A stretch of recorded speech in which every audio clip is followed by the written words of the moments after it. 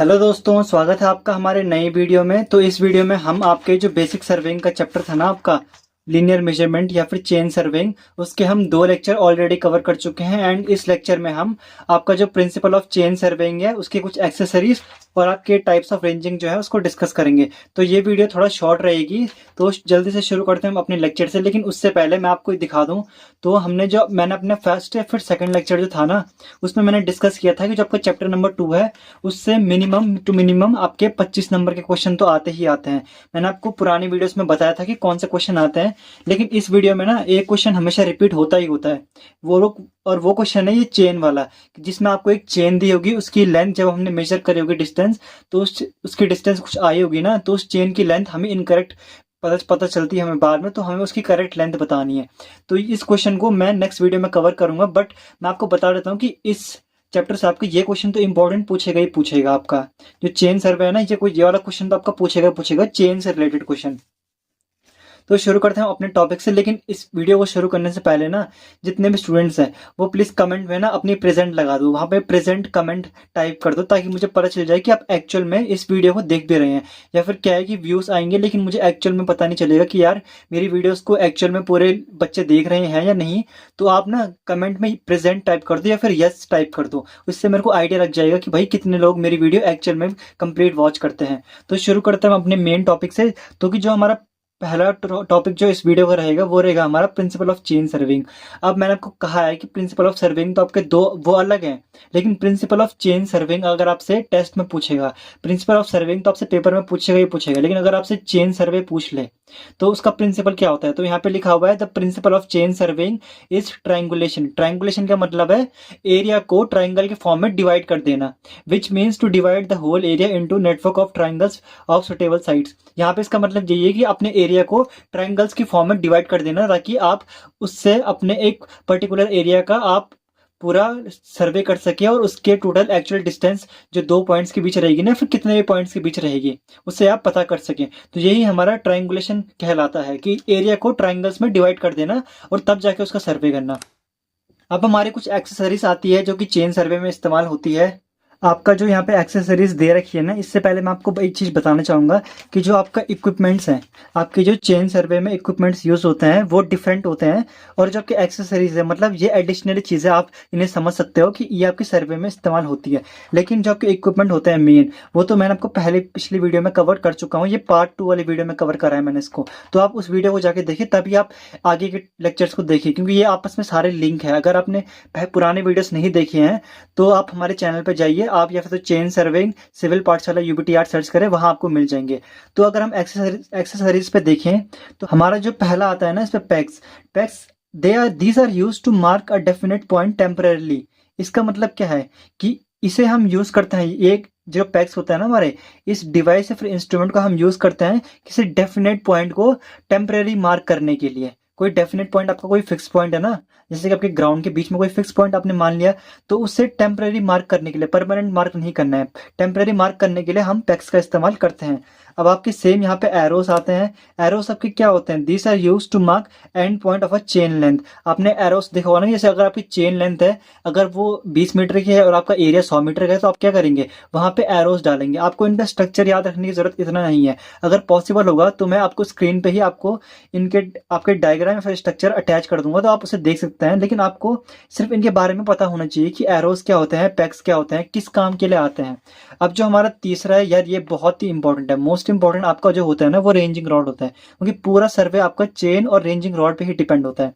Ranging rod क्या है, ranging rod are use to establish intermediate points along a straight line and this process is called as ranging. Ranging rod आपके जो होते हैं ना, वो इंटरमीडिएट मतलब जो बीच के पॉइंट्स होते हैं ना, सबके चेन में क्या होता है, आप एरोस का यूज करते हैं, लेकिन जब आप सर्वे करते हैं तो ये मैक्सिमम आपका रेंजिंग रॉड इस्तेमाल होता है किसी दो इंटरमीडिएट या फिर दो से ज्यादा इंटरमीडिएट पॉइंट्स को लोकेट करने के लिए एक स्ट्रेट लाइन में। जैसे कि आपका मान लीजिए आपने ए पॉइंट से बी पॉइंट के बीच आपने सर्वे करना है। अब आप इनके बीच कैसे आप सर्वे करेंगे कि एक पॉइंट आपका यहाँ पे है, एक पॉइंट आपका यहाँ पे है, तो आप क्या करेंगे, यहाँ पे एक टेम्परेरी पॉइंट ए डैश ले लेंगे और आपको एक टेम्परेरी पॉइंट बी डैश ले लेंगे। अब आप क्या करेंगे, जो आपकी मैं आपको इसका ये बता रहा हूँ कि डायरेक्ट रेंजिंग भी इसी में आता है।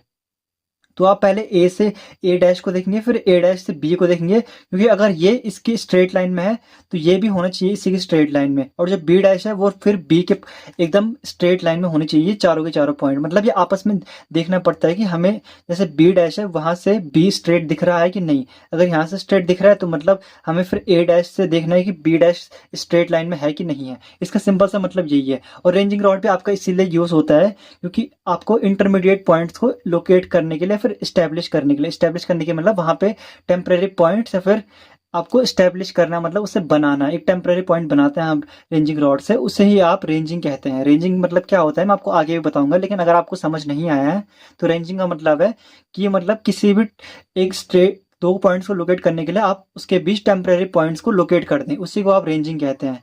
जो आपकी रेंजिंग रॉड है वो 30 mm की होती है, 30 mm की होती है, और उनका जो अवेलेबल और लंबाई जो उनकी होती है ना, मतलब 30 mm यहाँ पे एक्चुअली विड्थ होगी इनकी, जो आपकी अवेलेबल लेंथ होगी ना वो 2 मीटर कॉमनली होगी, और 3 मीटर जो आपकी इस्तेमाल होती है रेंजिंग रॉड, डिपेंड करता है। 2 मीटर आपका कॉमनली होता है और कभी कभी आपकी रेंजिंग रॉड 3 मीटर की भी होती है। इनमें एक फ्लैग लगा होता है और इनका ना थोड़े डिस्टेंस पे आप इनका कलर अलग अलग होता है, ताकि जो दूर से देख रहा है कोई, अगर आपका कोई सर्वेयर दूर से इसे देख रहा है ना तो उसे पता चल जाए कि यार रेंजिंग रॉड एकदम स्ट्रेट में लगी है कि नहीं। मतलब कई बार हार्ड सनलाइट में इन्हें देखने में दिक्कत होती है, तो इसीलिए इन पे डिफरेंट कलर किए जाते हैं। कलर बैंड इन पे शो करे हुए हैं, यहाँ पे ब्लैक और रेड बैंड शो करते हैं, और फिर यहाँ पे आपका व्हाइट बैंड है सेम, फिर आपके यहाँ पे ब्लैक और रेड बैंड होते हैं। और ये आपका आयरन फुट होता है, यहाँ पे एक नुकीली सी ये लोहे का एक धार टाइप की होती है, जिसे आप ग्राउंड में ना एकदम स्ट्रेट होल्ड करने में आप इसका यूज करते हैं। अब आपकी आती है ऑफसेट रॉड। ऑफसेट रॉड का मैं आपको ना एक स्ट्रक्चर आपकी स्क्रीन पे शो कर दूंगा। तो ये सेम होती है रेंजिंग रॉड की तरह, बस इस पे ना एक स्लॉट बना होता है राइट एंगल पे, और ये हेल्प करती है हमें परपेंडिकुलर ऑफसेट लेने के लिए। आपसे कभी भी पूछे ना कि आप परपेंडिकुलर ऑफसेट किस एक्सेसरी या फिर किस इंस्ट्रूमेंट की हेल्प से लेंगे, तो आपका जवाब जो होगा वो होगा ऑफसेट रॉड। होता तो क्रॉस स्टाफ से भी है, लेकिन अगर आपसे पूछते तो आप जनरली दोनों भी कह सकते हैं कि ऑफसेट रॉड से भी हम किसी परपेंडिकुलर ऑफसेट को निकाल सकते हैं। अब अगर आपको ऑफसेट नहीं पता तो यार मैंने पहले बोला है कि पुराना लेक्चर देखो, वहां से आपको समझ आ जाएगा। जो आपका क्रॉस स्टाफ होता है ये भी आपका सेम परपेंडिकुलर ऑफसेट निकालने के लिए यूज होता है अलोंग अ सर्वे लाइन। किसी भी सर्वे लाइन पे आपका परपेंडिकुलर ऑफसेट फाइंड करने के लिए आपका क्रॉस स्टाफ यूज होता है, और साथ ही में आपका ऑफसेट रॉड जो आपको एक तरीके की रेंजिंग रॉड की तरह काम करता है। अब मैंने आपको कह रहा था ना कि रेंजिंग होता क्या है। रेंजिंग का मतलब क्या होता है, it is the process of establishing intermediate points along a straight line.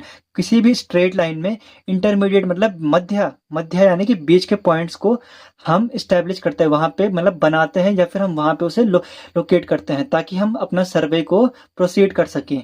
ये आपका बहुत ज़्यादा इंपॉर्टेंट है। अब मैं आपको डायग्राम की हेल्प से शो कराऊंगा।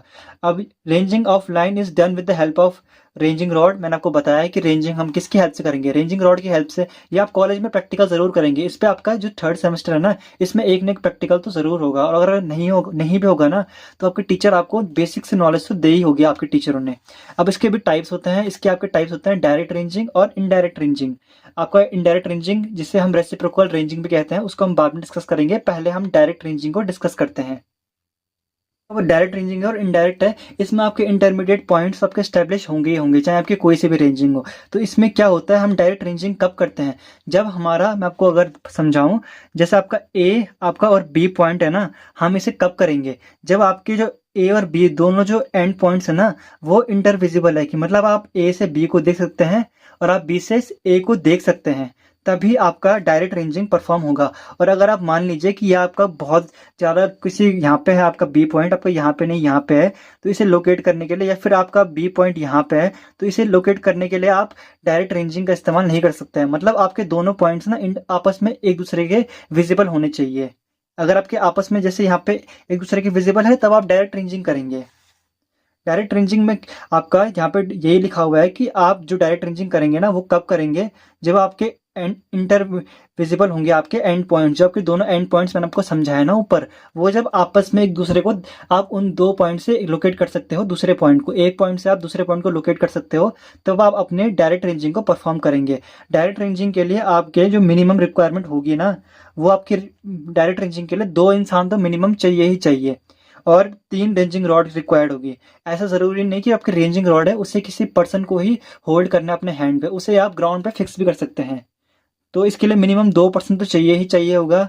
एक जो अपने रेंजिंग रॉड से दूसरी रेंजिंग रॉड को देखिएगा कि वो स्ट्रेट लाइन में है या नहीं, और एक आपका सर्वेयर होगा जो आपका सर्वे परफॉर्म करेगा साथ साथ में। अब रेंजिंग करने के भी दो तरीके हैं, यहाँ पे देखिए। एक तो आपका आई हो गया रेंजिंग, जो आप आई की हेल्प से करते हैं, यानी कि अपनी आंखों से देख के बताते हैं, आइडिया लगाते हैं कि जैसे आपका ग्राउंड है ना, ये देखो आपका स्लोपी ग्राउंड है, ये आपका एकदम फ्लैट ग्राउंड नहीं है, तो आपको इनको ऐसे लोकेट करना है कि ये एकदम स्ट्रेट लाइन में दिखे।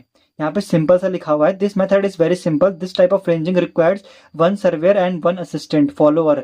यानी कि इसमें सिर्फ एक ही असिस्टेंट और एक सर्वेयर की जरूरत पड़ती है। जैसे कि दो दो इंसान, यहाँ पे मैंने पहले आपको लिखाया था कि दो इंसानों की जरूरत पड़ती है। और ये आपका कैसा है, मतलब यहाँ पे देखिए, अगर आप यहाँ से देखेंगे ना, यहाँ पे अगर कोई पर्सन है तो यहाँ से अगर उसे तीनों रेंजिंग रॉड एक ही डायरेक्शन में दिख रही है ना, तो मतलब आपका रेंजिंग सक्सेसफुल होता है।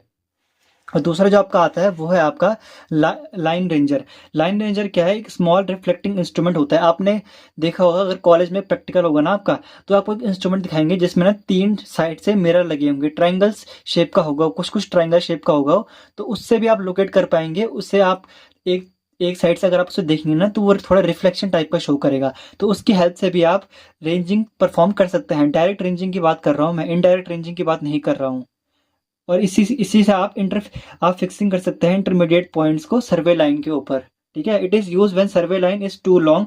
जब आपकी सर्वे जो लाइन होती है ना, वो बहुत ज़्यादा लंबी होती है तब, और उसे पॉसिबल नहीं होता है कि भाई आप ये रेंजिंग करो आई के हेल्प से। आई के हेल्प से ना आप बहुत लंबी जो आपकी सर्वे चेन या फिर सर्वे लाइन होगी उस पर आप रेंजिंग नहीं कर सकते हैं, क्योंकि एक इंसान कुछ कुछ दूरी तक ही अपना मतलब जो आइस है ना उससे लोकेट कर सकता है किसी रेंजिंग रॉड को। ऐसा पॉसिबल नहीं है कि वो मान लो कि मैक्सिमम 10 मीटर तक या 15-20 मीटर तक देख पाएगा। इतने दूर तक वो आपकी जो सर्वे लाइन होगी ना उस पर रेंजिंग रॉड को नहीं कर पाएगा कि वो स्ट्रेट लाइन में है या नहीं है। तो इसीलिए हम लाइन रेंजर का इस्तेमाल करते हैं। ठीक है, क्योंकि लाइन रेंजर क्या होता है कि हम सर्वे लाइन पे लॉन्ग, जबकि सर्वे लाइन होगी ना उसमें हम इंटरमीडिएट पॉइंट्स को लोकेट कर सकते हैं, इसीलिए लाइन रेंजर का इस्तेमाल होता है। वैसे ये एग्जामिनर पूछ सकता है, बट अगर पूछेगा नहीं तो आपकी जनरल नॉलेज के लिए तो आपको समझ आ ही गया होगा।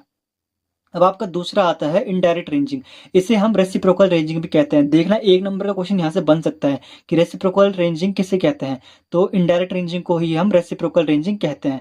अब यहाँ पर डायग्राम देखो, डायग्राम से क्या समझ आ रहा है, आपका एक पॉइंट है ए, दूसरा पॉइंट है बी। अब ये कैसा ग्राउंड है, स्लोपी ग्राउंड है बहुत। यहाँ से क्या आप ए को डायरेक्टली देख सकते हो? अगर आप ये पहाड़ का क्षेत्र समझो, आप इसे, अगर ये सब पहाड़ है ना, आप यहाँ पे हो, तो आपका जो ये स्लोप है, जो आपका ये ऊपर से फिलिंग हो रखी है ना, इससे आप डायरेक्ट बी को नहीं देख सकते हो। तो यहाँ पे क्या होता है, इनडायरेक्ट रेंजिंग। इनडायरेक्ट रेंजिंग में मैं डायग्राम की हेल्प से पहले समझाता हूँ।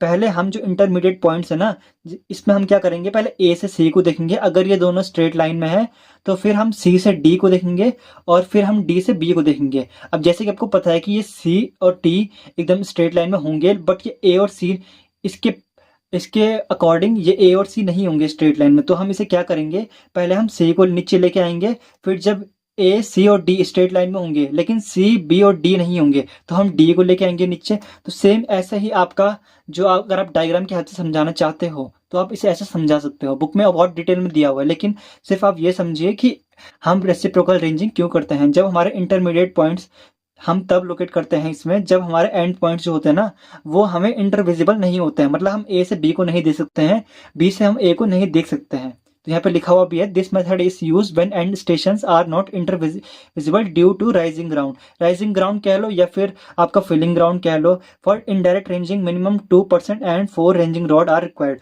वहां पे क्या था, आपके 3 रेंजिंग रॉड चाहिए थे, लेकिन यहाँ पे आपकी 4 रेंजिंग रॉड चाहिए और मिनिमम 2% की यहाँ पे रिक्वायरमेंट है। अब आपका जो यहाँ से कुछ टॉपिक होता है कि आपके ऑब्स्टिकल्स क्या होते हैं चेन सर्वेइंग में। During chaining various object such as river, buildings, pond, hill etcetera come in the way of survey line. जो आपके चेनिंग होती है ना, जैसे आप चेन सर्वे परफॉर्म करते हैं, वहां पे आपके जो ऑब्स्टिकल्स होते हैं वो क्या है, नदी, पहाड़, बिल्डिंग, आपके हिल हो गए, जितने भी आपके ऑब्स्टिकल्स होते हैं ना, जैसे जो आप डेली लाइफ में देखते हो कि यार ये ऑब्स्टिकल है, अगर आप सर्वे कभी परफॉर्म करोगे तो वही ऑब्स्टिकल आपके जो सर्वे लाइन होती है ना उसके वे में आता है, जिसे हम ऑब्स्टिकल यहाँ पे नॉर्मली कहते हैं। यार ऑब्स्ट्रक्शन मतलब बाधा डालते हैं आपके सर्वे में, उन्हें ही हम ऑब्स्टिकल्स कहते हैं। जैसे कि आपका बिल्डिंग हो गया, अगर आप सर्वे करना चाह रहे हो तो वो आपकी बाधा डालेगी आपके सर्वे के काम में। या फिर आपका पॉन्ड हो गया, लेक हो गया, आपका हिल हो गया, ये सब आपके ना चेनिंग में या फिर आपके सर्वे परफॉर्म करते के टाइम में ना बाधा डालेंगे, ऑब्स्ट्रक्शन क्रिएट करेंगे। अब आपके टाइप्स ऑफ ऑब्स्टिकल कैसे कैसे होते हैं, टाइप ऑफ ऑब्स्टिकल्स कैसे कैसे होते हैं। एक आपका चेनिंग इस जिसमें आपका चेनिंग तो मतलब फ्री है बट विजन इज ऑब्स्ट्रक्टेड, मतलब इसमें आप चेनिंग में तो कोई दिक्कत नहीं होगी, लेकिन जो आपका विजन होगा ना वो आपका ब्लॉक हो जाएगा, आपको दिक्कत होगी, बाधा आएगी उसमें, जैसे कि आपका फॉरेस्ट। अब अगर आप चेनिंग कर रहे हो, चाहे आप रेंजिंग रॉड की हेल्प से कर रहे हो, टेप की हेल्प से कर रहे हो, जैसे आपका फॉरेस्ट है ना, तो फॉरेस्ट में आपका पॉसिबल नहीं है कि आप रेंजिंग या फिर आपका चेनिंग जो है उसे परफॉर्म कर सके हो। आपकी हाई क्रॉप्स हो गई या फिर अगर आपका भी खेतों में या फिर आपके सर्वे लाइन के बीच में अगर आपके कोई फील्ड वगैरह आ जाते हैं ना, या फिर आपका ट्री आ जाता है, तो वो आपका ऑब्स्ट्रक्शन क्रिएट करते हैं। ये आपके टाइप्स ऑफ ऑब्स्टेकल में आप पॉइंट्स में लिख सकते हो। दूसरा क्या होता है कि चेनिंग आपका ऑब्स्ट्रक्ट होता है, मतलब चेनिंग में बाधा आती है लेकिन विजन फ्री होता है।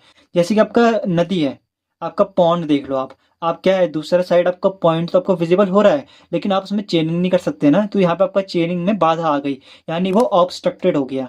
तीसरा आ गया कि जिसमें आपका चेनिंग और विजन दोनों में ही बाधा आती है। कैसे? बिल्डिंग में। बिल्डिंग में क्या है, बिल्डिंग के आर पार ना तो आप आपका चेनिंग कर सकते हो, ना तो आप किसी दूसरे पॉइंट को लोकेट कर सकते हो बिल्डिंग के दूसरी तरफ। तो इसमें आपका बोथ चेनिंग एंड विजन दोनों आपका ऑब्स्ट्रक्टेड हो गया, मतलब बाधा आ गई।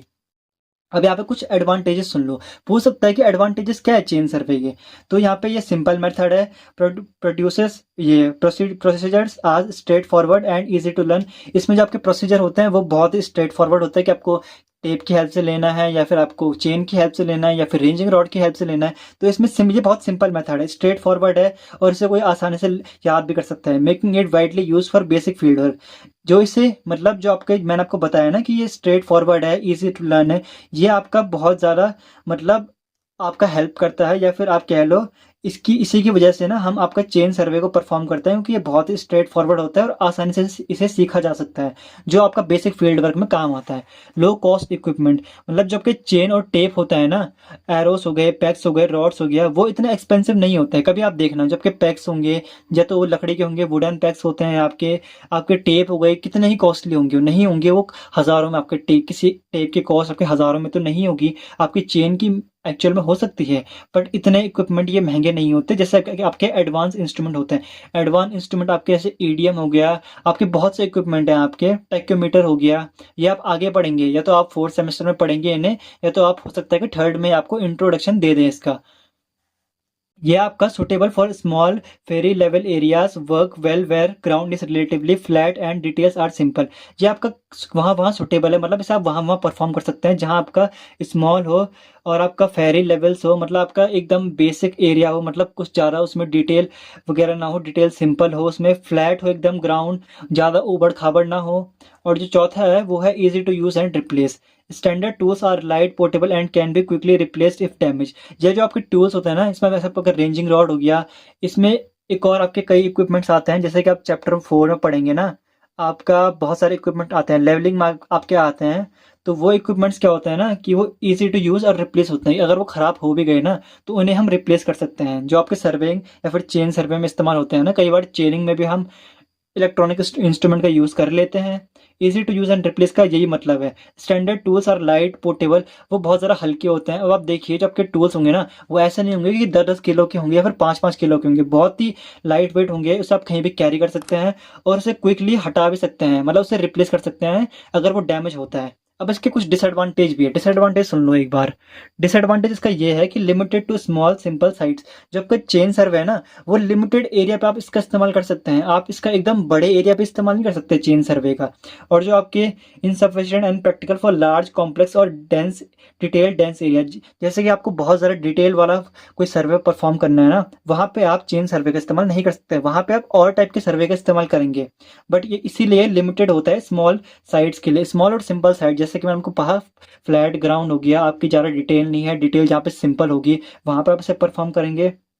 आपका सेकंड आता है टाइम कंज्यूमिंग।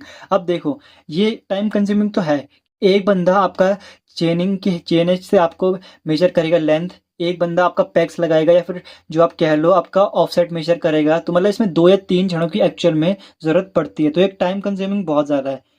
यहाँ पे लिखा हुआ है कि measuring many lines and offset with in a chain tape takes longer than modern methods. जबकि मॉडर्न मेथड्स है ना, ये तो आपके ओल्ड मेथड समझो आप इसे, कि चेनिंग तो यार बहुत टाइम से आपका सर्वे परफॉर्म होता है, बहुत ही हज़ारों साल हो गए, हज़ारों तो नहीं बट यार आपके एटलीस्ट आपके मतलब एक 1 सेंचुरी तो हो ही गई होगी आपकी, कि यार जब से सर्वे परफॉर्म कर रहे हैं, तो मतलब ये बहुत ज़्यादा टाइम कंज्यूमिंग है। इसलिए मॉडर्न जो आपके मेथड्स है ना, उनका इस्तेमाल होता है आज के टाइम पे ज़्यादातर।